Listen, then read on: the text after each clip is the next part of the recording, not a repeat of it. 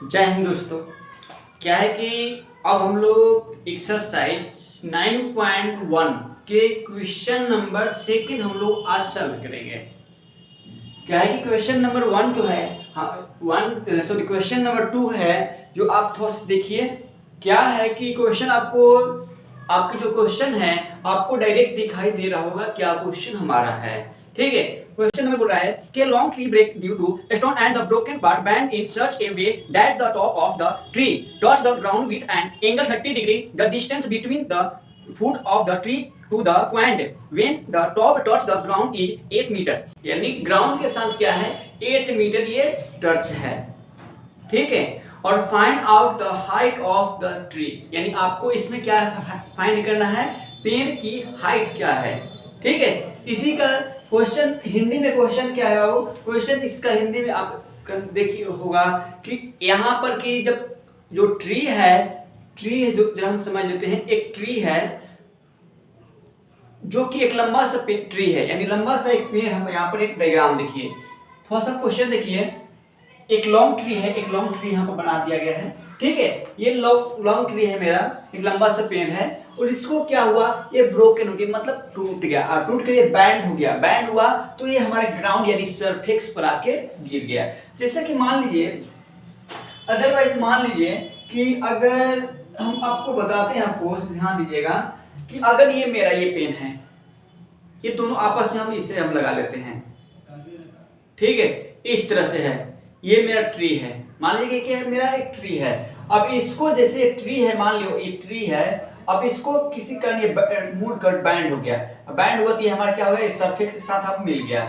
तो ये सरफेस के साथ क्या हो गया, हमारा मिल गया नहीं सरफेस के साथ। जरा ध्यान देना, ये मेरा क्या है, ये पूरा ऐसे लंबा सा ट्री है, लंबा सा ट्री खड़ा हो गया और ये किसी कारण ये बैंड हो गया, टूट गया और बैंड हो गया, मतलब से मुड़ गया। ये सरफेस के साथ क्या नहीं, ग्राउंड के साथ क्या हो गया, ये एंगल बनाने लगा, नीचे झुक गया।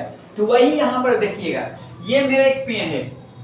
ठीक है, ये टूट गया, टूट के नीचे गिरा सरफेस पर, यानी हमारे जो सरफेस था नीचे ट्री वाला जो प्लांट जो ग्राउंड था इसका, एक ग्राउंड पर गिर गया, बैंड हो गया। ठीक है, तो बैंड हुआ तो बोल रहे हैं कि बैंड हुआ तो यहाँ पर पॉइंट से जो बैंड हुआ है उस बैंड पर ग्राउंड के पास 30 डिग्री का एंगल बना हुआ है। तो अब बताइए कि इस पेड़ की ऊंचाई कितनी है टोटल। आपको क्या पूछ रहा है बाबू, तो बताइए कि इस पेड़ की हाइट कितनी है। और जबकि टूटा हुआ पार्ट गिरा है सरफेस पर यानी ग्राउंड में, यानी सतह पर, तो 30 डिग्री के एंगल बनाया है। और पेड़ के जो पॉइंट है, पाद बिंदु जिसे बोलते हैं या पॉइंट, ट्री पॉइंट बोलते हैं, इस पॉइंट से इस पॉइंट टच जो बैंड हुआ पार्ट जो टच किया है वहां तक के डिस्टेंस है, इन दोनों के बीच की दूरी, बिटवीन द डिस्टेंस कितना है, 8 मीटर है। कितना डिस्टेंस है बाबू, 8 मीटर डिस्टेंस है। 8 मीटर यहाँ पर लिख दिया गया है। तो अब अगला हमारा तो मालूम चल गया, ए भी दे दिया और पूछ रहा है ट्री की हाइट। तो अब हमारा कैसे ट्री की हाइट निकलेगा, बात उठती है ट्री की हाइट कैसे निकलेगा।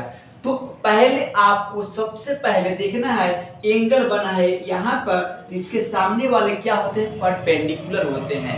इसके सामने वाले क्या होते हैं बाबू, परपेंडिकुलर। इसके सामने वाला हो गया परपेंडिकुलर, यानी पी, यानी हिंदी में इसे बोलते हैं लंब। इसे क्या बोलते हैं, सामने वाला एंगल जहां पर बना उसके सामने वाले क्या होते हैं, परपेंडिकुलर, और हिंदी में बोलते हैं इसे लंब बोलते हैं। ठीक है, और जो पर जिस पर एंगल बनता है वो क्या होता है, बेस। इसको क्या बोलते हैं, बेस। हिंदी में इसे आधार बोलते हैं। ठीक है, और जो ये झुका हुआ पार्ट, रो जो पार्ट होता है, इसे हम क्या बोलते हैं, हाइपोटेनियस, और हिंदी में इसे कर्ण बोलते हैं, कर्ण। ठीक है, तो चलिए हम काम करते हैं। तो हमको पेन की लंबाई, तो इसको यहाँ तक है और इसको झुका हुआ पार्ट, इन दोनों को फाइंड कर लेते हैं, ज्ञात कर लेंगे, और ज्ञात करने के बाद दोनों को ऐड कर देंगे और हमारा ट्री निकल जाएगा। तो चलिए देखते हैं, हमारा जो दिया गया है वो हम पहले देख लेते हैं। बी कितना है बाबू, हमारे बी हमारे अभी बताए हैं, बी 8 मीटर है, जो बेस जिस पे एंगल बनता है वो बी होता है, बेस।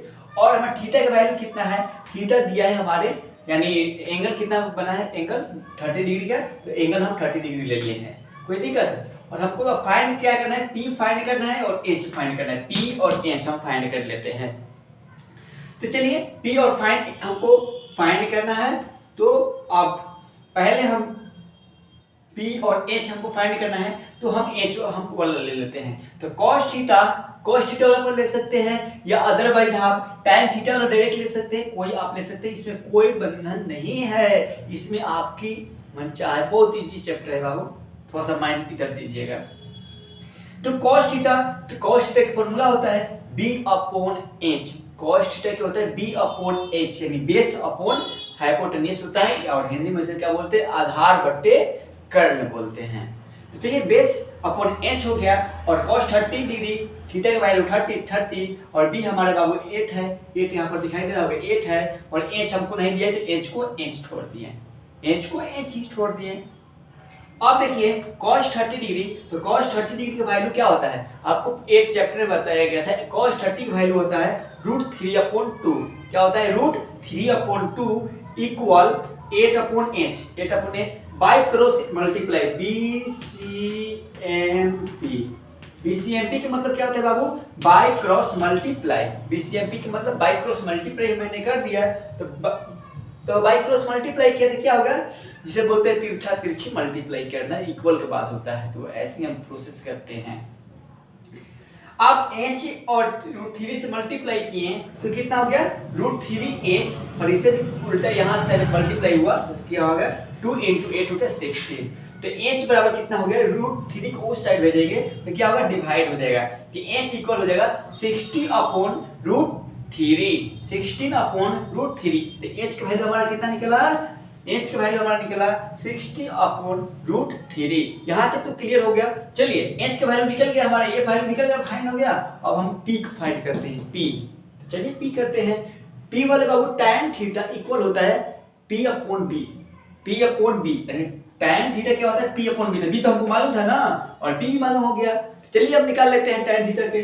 tan थीटा P/B, या आप ऐसे भी निकाल सकते हैं, H और P वाला भी है, H और P वाला sin थीटा के अपॉन में निकाल सकते थे, तो हम tan वाला ले लिए, कोई बात नहीं। तो tan थीटा क्या हो गया P/B, तो tan थीटा का वैल्यू क्या कितना दिया है बाबू, यहाँ पर थीटा की वैल्यू 30 डिग्री 30 डिग्री ले लिए। P हमारे P/H, P हमको नहीं फाइंड मालूम है, तो P को P छोड़ दिए। B मालूम है, B कितना है हमारा 8 मीटर, तो 8 मीटर लिख लिए, B हमारा 8 मीटर। चलिए तो tan 30 की कितना है, tan 30 का वैल्यू होता है 1/√3, 1/√3। चलिए 1/√3 हो गया, और P/8, P/8 लिख दिए। बाई क्रॉस मल्टीप्लाई, यहाँ पर भी बाई BCMP हो गया, बाई क्रॉस मल्टीप्लाई हो गया बाबू। तो जैसे बाई क्रॉस यहाँ पर मल्टीप्लाई हो गया, तो यहाँ पर वो 8 से 1 में 8 इक्वल √3 से P में मल्टीप्लाई किए तो √3P हो गया ना, √3P हो गया।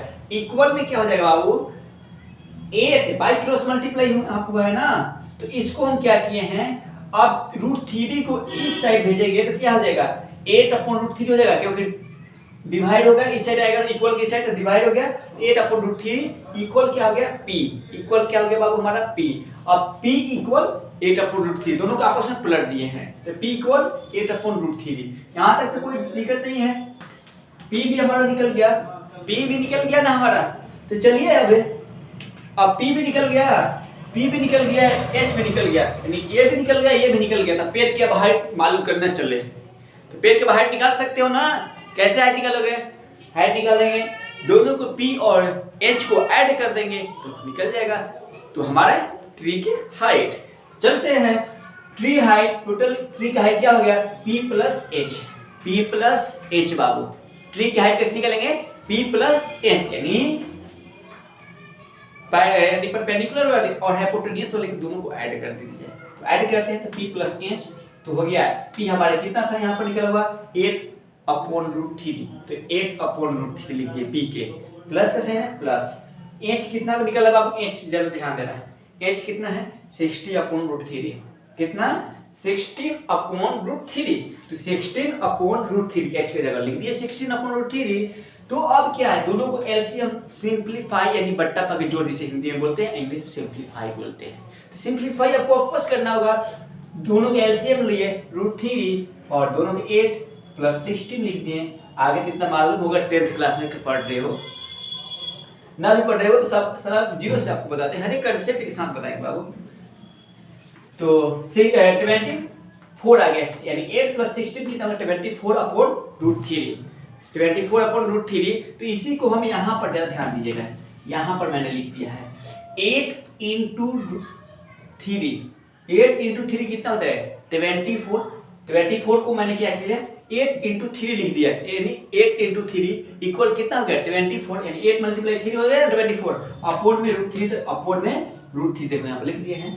√3 से √3 कैंसिल हो गया, √3 से 3 कैंसिल किए हैं तो √3 एक बच गया मेरा, √3 से 3 कैंसिल करेंगे तो √3 एक बच गया। कैसे, अब कुछ आपको माइंड में होगा कैसे, तो मालूम है √3 × √3 इक्वल होता है 3, यानी 2 बार √3 रहेगा तो एक गुण निकलता है ओनली 3, तो इसीलिए एक गुण नीचे √3 था तो 3 को काट दिए तो एक √3 बच गया मेरा। आप देखिए तो 8√3, अब 8 में इससे मल्टीप्लाई हो गया तो 8√3 ओनली हो गया मेरा मीटर, तो हमारा आपको मालूम चल गया कितना आंसर आया बाबू 8√3 मीटर, यानी हमारे पेड़ की हाइट टोटल कितनी है 8√3 मीटर। तो आपको सारा कंसेप्ट समझ में आ गया होगा। तो चलिए अब हम अगले क्वेश्चन में मिलेंगे, जब तक के लिए जय हिंद।